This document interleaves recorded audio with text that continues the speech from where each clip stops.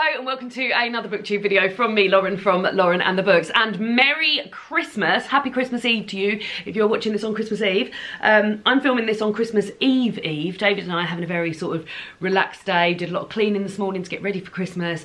Been doing a bit of cross stitch this afternoon, watched Muppets Christmas Carol, all that sort of Christmassy stuff.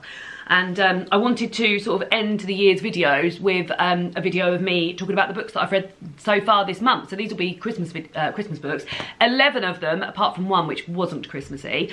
But I don't tend to do a wrap up at the end of the month in December, because I take the time off, but also because, like, who really wants to be hearing about Christmassy books come January? Not I. So here I am chatting about the books that I've read so far in December, all the Christmassy books. And I'm going to talk about two more that I haven't finished, because tonight, the day that I'm filming this, Christmas Eve, is Christmas Patreon cozy reading night. And I've got plans to sort of like finish up my Christmas reading so that tomorrow on Christmas Eve I might well start a non-Christmassy book, and that will sort of be my Christmas reading for Christmas Eve, Christmas Day and Boxing Day, because bit of a nut in my throat there, because I don't get much reading done on those days, but it's nice to have a book. And then it sort of kicks off the Betwixtmas reading, which is like my favourite time of year to read, because I just sort of read stuff that I'm really not expecting to read, and I'm just like, oh yeah, maybe I'll read that book that's been on my shelf for like 6 years and I've never even really looked at it, but yeah, maybe I'll read that. So exciting. But yes, let's talk about the books that I've read. She's just about tea on the table, sorry. Let's talk about the books that I've read in December. So 11, pretty good, isn't it? Pretty good. So 10 Christmassy books. The first one I read was Christmas Poems by Wendy Cope. So I read a poetry collection from Wendy Cope earlier this year called The Orange, which I really, really enjoyed. And then I was like, Wendy Cope, the name Wendy Cope, I know the name Wendy Cope. And realised that I had this Christmas collection, which was lovely, and I read it in one sitting. It's got illustrations throughout, and yeah, just lots and lots and lots of lovely Christmassy stuff, sort of happy Christmas stuff, sad Christmas stuff, a poem about motorway music. At last, in spite of everything, the moment does arrive. This year it was on Christmas Eve, tea time, M25. Just good vibes from that. So very much enjoyed that selection of Christmas poems. Then I read a book that has now already gone back to the library, and that was The Booksellers Gift by Felicity Hayes McCoy. As I said, I got this out from the library. This was very sort of Maeve Binchy-esque, and I enjoy that very much. It was set in a small village called Lisbeg in Ireland. I assume it's a fictional village. Forgive me if I'm wrong, but it's sort of got settings, so you're hearing about all the different people that live in this this village. There's a bookshop there, there's a celebrity chef from that place who's come back to do his book launch there, and he's running a few sort of celebrity cookery lessons. And then you've got the people that are attending that. You've got sort of like the local guy who's owned this farmland for a long, long time. And yeah, it was fun and readable, and I enjoyed visiting those guys and seeing what they were up to. And yeah, I had a really good time with it. I wonder if I would potentially go back to this author, maybe during March when it's the Irish Readathon. Yeah, I'd not heard of it before, but I was just browsing the Christmas books on my library app and saw that this was one of them, and I was like, oh, I'll get this out. But yeah, it was good vibes, so I think maybe I'll go back there for sort of like a cosy Maeve Binchy-esque writing, but more up to date, obviously, because Maeve Binchy hasn't been with us for a good few years now. Then I listened to the audiobook of Murder Under the Mistletoe by Reverend Richard Coles. This was, I sort of had planned to just listen to an hour of this while I was doing dinner. It wasn't that long, it was about 4 hours long, and I listened to the whole thing. This is a novella from within the Canon Clemency series, I think, which is a series of books which are sort of like cozy crime, and they're solved by this guy called Canon Clement, I think his might be. Anyway, they're making a TV series of it, and they've just cast the actor who played Neville Longbottom. What's his name? Daniel someone. No, Lewis someone. Matthew Lewis, I think is his name. And yeah, I had a really good time with this. So we've been watching I'm a Celebrity, Get Me Out of Here, of which Reverend Richard Coles was in. And I always knew I liked Reverend Richard Coles. Sort of been very much aware of him. I used to follow him on Twitter when I was on Twitter. And we loved him the year he was on Strictly and stuff. And he's just been in I'm a Celebrity. And he was just ever such good value and like a real laugh. And like had a lovely time watching him. And I was like, oh, I'm going to give one of those a try. So I think I will go and try the series off the back of enjoying this. It really built up, so it felt like a sort of episode of something, because my sister is now listening to the audiobook and she's like, not much is happening, and honestly, not much does happen until the last sort of 40 minutes, because it's just building up like what people's plans are for Christmas Day and what this setting's like and how the service is going to run and where he's going for Christmas dinner and all of this sort of stuff. And I really, really enjoyed that. It felt sort of Agatha Christie-esque. And I remember in my review I wrote that this is what I hoped that the Richard Osman books would be like. You'll know that I love Richard Osman, but me and his writing just does not gel, sadly. And this is the sort of thing I expected those books to be like. So yeah, I think I will go to those series. I'll see what Father Christmas brings me. And then maybe I'll treat myself in the new year to them, or get them out from the library or something like that. But yes, very much enjoyed them.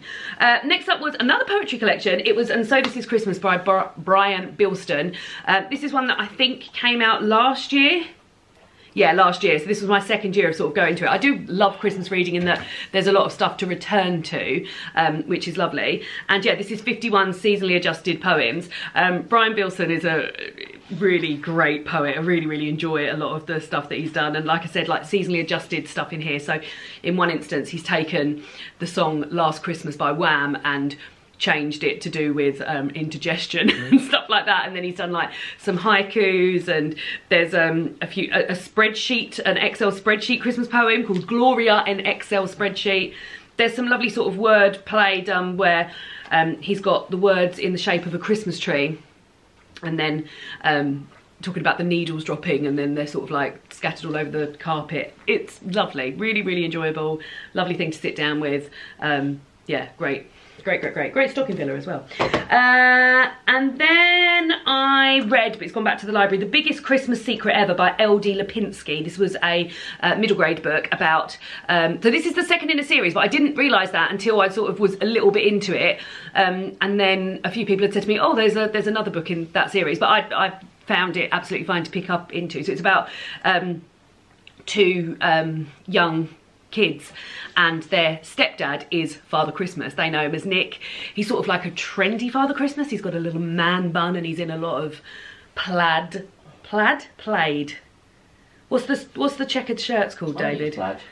One of those guys. Their stepdad has now had a baby with their mum, and this baby is showing sort of like signs of potential magic, and an elf arrives from the North Pole and sort of wants to take the baby away and say, we'll raise the baby in the North Pole because this is a magic baby who is going to go on to be Santa Claus. And they're not happy about that, and they say, no, we'll take care, and we won't let the baby show any magic or anything like that. And then it's about covering up that. And yeah, it was good fun. I had a really good time. It was illustrated as well, and yeah, it's so nice that there's these like new Christmas stories out for everyone. But yeah, I loved it. I really enjoyed it. Then next up was one I didn't love as much, sadly. The next two I didn't love as much. Time of the Child by Niall Williams. This, although I got this out from the library as well, the front cover isn't particularly Christmassy, but it is a book that it came out in October, and it's set in the run-up to Christmas, I believe in the 60s in Ireland, and you're following a village's GP, doctor, and his daughter, and one night somebody brings a abandoned child to them that's been found, I believe, in the churchyard. You're finding out the sort of like intricacies of like the village setup and who means what to who. And yeah, I was actually reading this at the same time as I was reading the Booksellers Gift, which is the other book that I was reading set in an Irish village, and I had to sort of, one was very sort of high energy and the other one was not. And I really wanted to love this, The Time of the Child, but I found it hard to return to. Every time I sort of went away from it, I was like, oh. And there were parts of it I was like, yeah, could I get into this? And I'd maybe read it for like half hour and think, oh no, I'm enjoying it. And then I'd get that same feeling when I had to go back to it. I don't know if it was just a bit sad for me and a bit sort of grey. The whole tone, the whole vibe felt very, very grey. So yeah, I just don't think it was for me, which is a shame because I was really looking forward to it. And then, as I said, I didn't really love the next one for similar reasons, and that was the only non-Christmassy book I've read this month, and that was Guilty by Definition by Susie Dent, which was a crime book set in a lexicographer's office. Lexicographers work on definitions, dictionary definitions, and one of the girls who worked in the office, her sister had previously been murdered, and there was a sort of revisit. People had been receiving postcards with quotes on and stuff like that that linked back to her sister's murder. The whole thing felt very melancholy, and I didn't know what I was feeling when I was listening to it, but then at the end of the audiobook, there was an interview between Susie Dent, who, amongst other things, is on Countdown. You might know the name from her being on Countdown. It was an interview with her, and she said that she felt the book very melancholy, and then all of a sudden I was like, yeah, that's what I didn't like about it. It was too melancholy. So yeah, it wasn't for me. There is going to be a sequel. I will not be going for the sequel, but yeah, there was a lot in there about dictionary definitions and stuff like that, and each chapter started with a word with a definition and things, but yeah, just didn't do anything for me, guys. Sometimes they just don't. Next up was Brightly Shining by Ingrid Rishoy.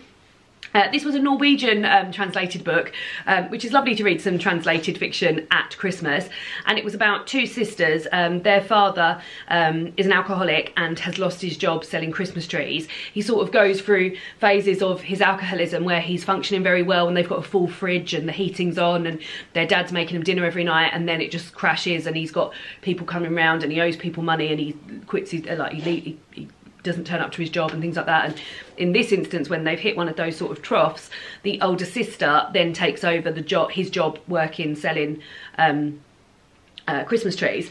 What I found something was like, people were, a lot of the quotes were like, it's such a beautiful, so pure and really full of hope and stuff like that. And I was like, God, that ending did not feel full of hope to me at all. But I really flew through it. And yeah, like I said, it was nice to read some translated fiction at this time of year. And I should say that it was Caroline Waite who is the literary translator of this book. But yeah, hadn't heard of it. I think it was out this year.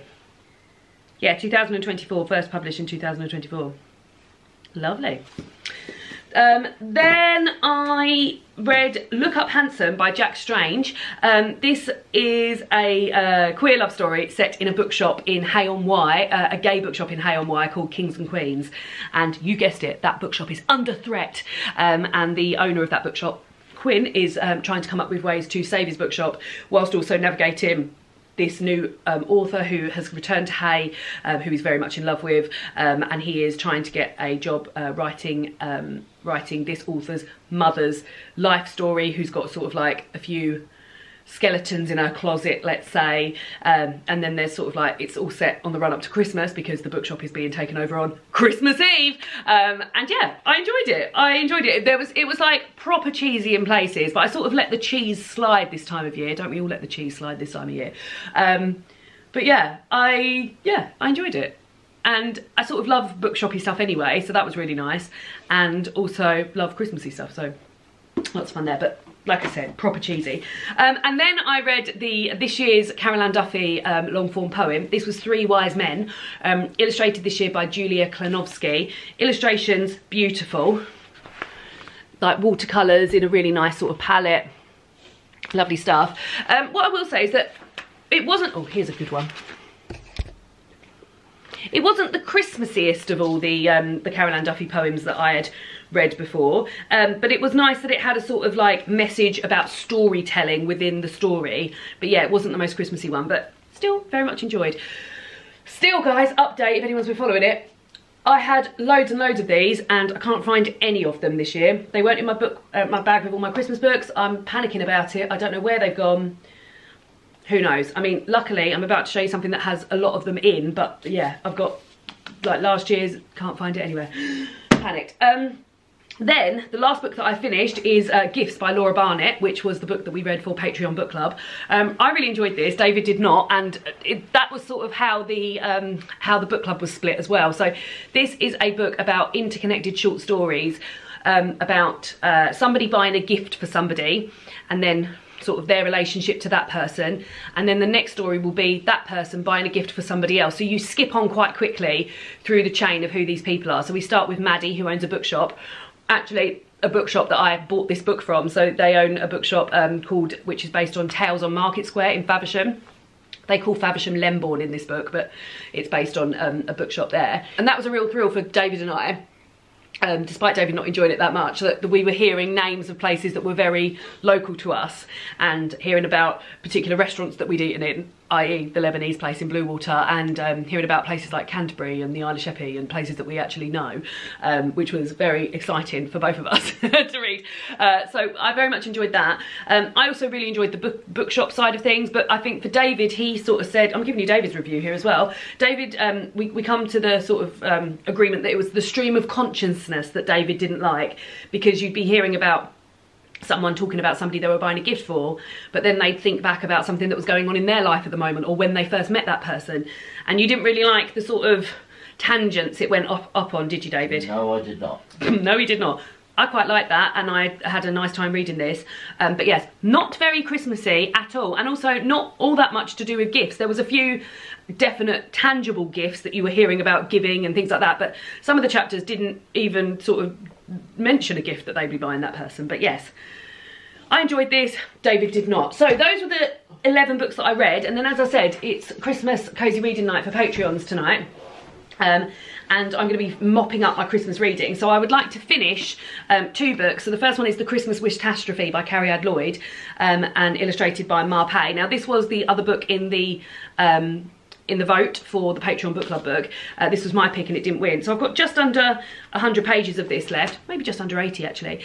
And this is a Christmassy story set in sort of Jane Austen times, Regency era, about a young girl, Lydia Marmalade, whose mother has died, and she's gone to live with an aunt, and she's taken her sausage dog Colin with her, and when she gets there, something happens with a wish, and she ends up being sort of plagued by a winter sprite called Belle, and it's very fun, and I think it'll be really fun to read aloud to a child and to have a good time talking about it.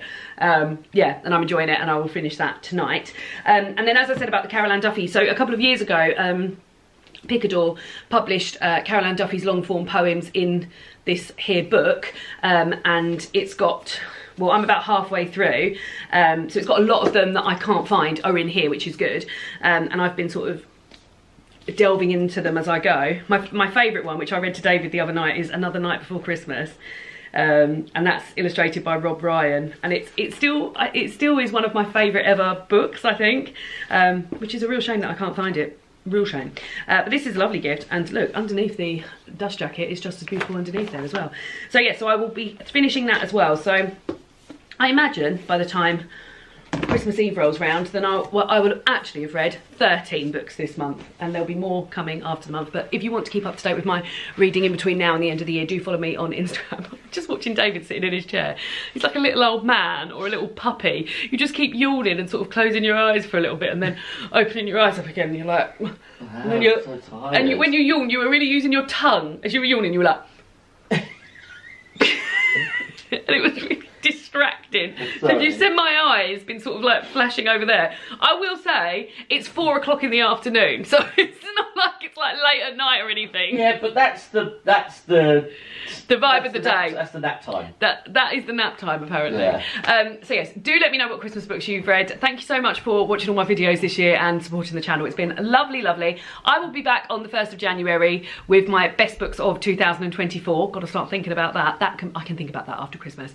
And yes, I'll see you all again next year for another BookTube video. Goodbye!